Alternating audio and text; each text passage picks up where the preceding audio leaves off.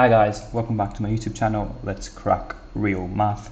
My name is Viraaj and today we shall be having a look at how to differentiate exponentials. And when I say exponentials, I don't mean necessarily raised to a certain power, because we all know that something like 3 squared can also be known as an exponential. What I mean by exponential is when we have e in the equation that we're trying to differentiate. So without further ado, let's begin.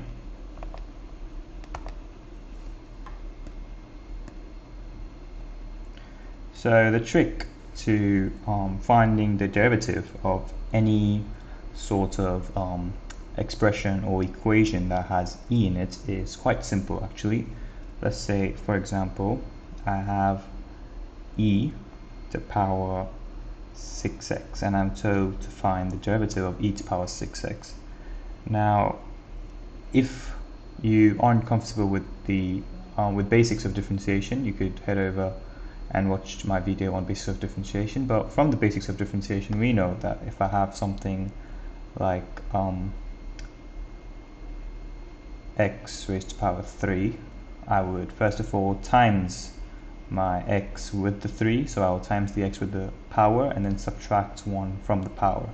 So I'm going to get eventually 3x squared. Now when you talk about exponentials, all you have to do is find derivative of the power. So in this case the derivative of 6x would be 6, and times that by the expression itself. So your dy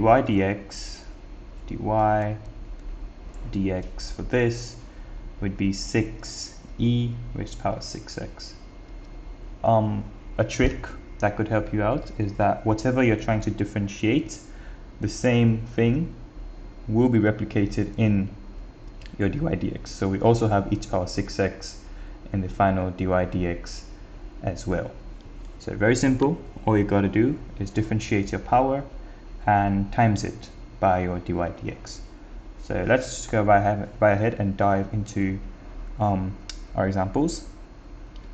First one I have is to differentiate e to the power x. Now this is quite simple. If you look at it, we know if we try to derive x, if we try to find the derivative of x, we know that is 1. And timesing 1 by e to the power x would still give me e to the power x. So my dy dx in this case, very simple, is the same e to the power x. So whenever you're differentiating e to the power x, you get e to the power x again.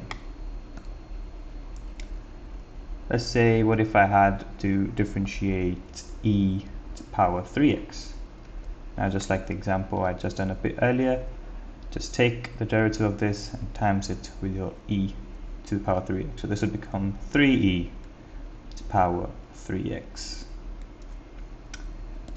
Now let's say I want to find the derivative of e to the power of x squared. Now differentiating x squared in particular gives me 2x.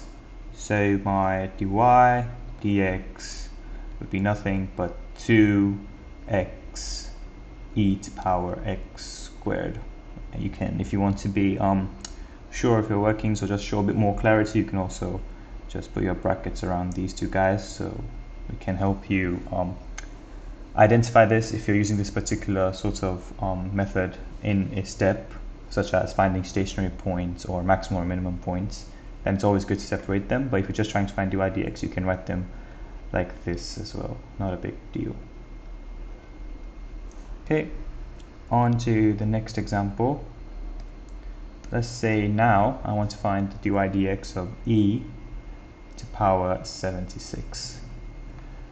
E raised to the power of any integer, any constant that is not attached with x, is always going to be 0. Dy dx of this is going to be 0. And this does follow the basic law of differentiation. For example, if I want to differentiate something like 6, I am going to get 0 because you cannot differentiate just a constant. And if you think about it, e to the power 76 is a constant. E has a particular value, And if you raise it to the power of 76, you get another particular value, which eventually is a constant. And any constant, if you try to differentiate them, you get a 0. Now let's say I want to find dy dx of e to power 3x cubed. Now let's just take it in one step at a time. We have 3x cubed, so dy dx of 3x cubed is 3 times 3, which gives me 9, minus 1 from the power, so 9x squared, right? So now all I have to do is just times this again with the whole of my expression here. So my dy dx would be 9x squared. Just gonna separate them so it looks neat, with multiplied with e to power 3x cubed. As you can see, it's a repeating pattern that whatever we're trying to differentiate is always back within the derivative. That's just how the differentiation of exponentials work. Next up, let's say I want to find dy dx of e to power 80x squared plus x. So now I have a slightly longer expression, but no big deal. Let's differentiate this separately. 80x squared, differentiating that, you get 160x, right? And differentiating x, you know, we get 160 plus 1. So we're meant to multiply all of this with this. So my dy dx would be 160x plus 1 multiplied with the whole expression again, so e to power 80x squared plus x. That's it. And on to the final example. Let's say I want to find the derivative of e to power 3x squared, all divided by x plus 2. Now this is a challenge question, so please do pause the video and have a go at this by yourself, and resume the video to see if you're correct or incorrect. If you are incorrect, please take note of the mistake.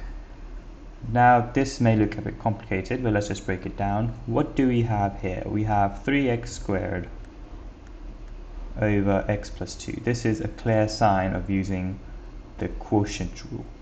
If you're not comfortable using quotient rule in differentiation, you can head over and watch my video on differentiation using the quotient rule.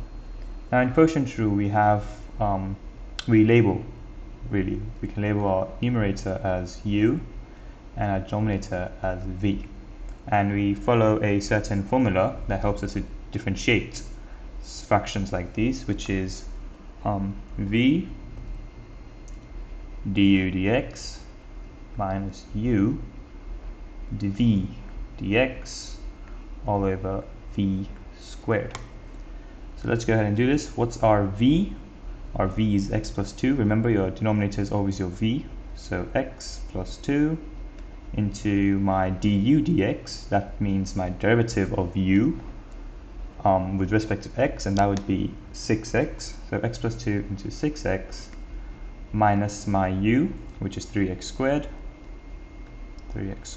into my derivative of v, which if you try to differentiate x plus 2, you get 1 simply, all over v squared, so that means x plus 2 all squared. If I wanted to, I could expand that and get my quadratic equation, but you can always just write it like this, x plus 2 all squared.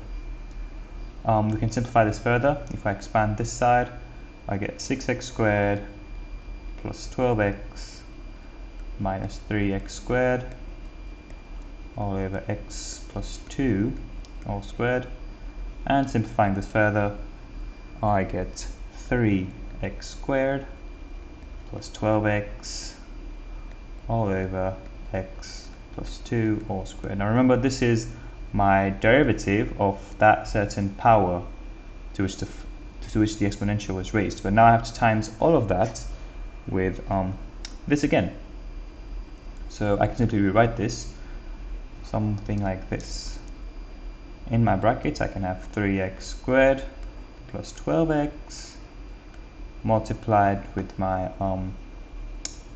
expression that I differentiated, so e to power 3x squared all over x plus 2, and I can say all of this is over x plus 2 all squared, because eventually when I am multiplying this guy with the e will come out on the numerator, and eventually x plus 2 all squared would become the denominator. So this is the, you can simplify this further if you want to break down 3x squared plus 12x, take the 3 outside, so eventually you'll be timesing your e with 3, and this will be broken down to x squared plus 4, but you could leave your answer like this as well, totally fine.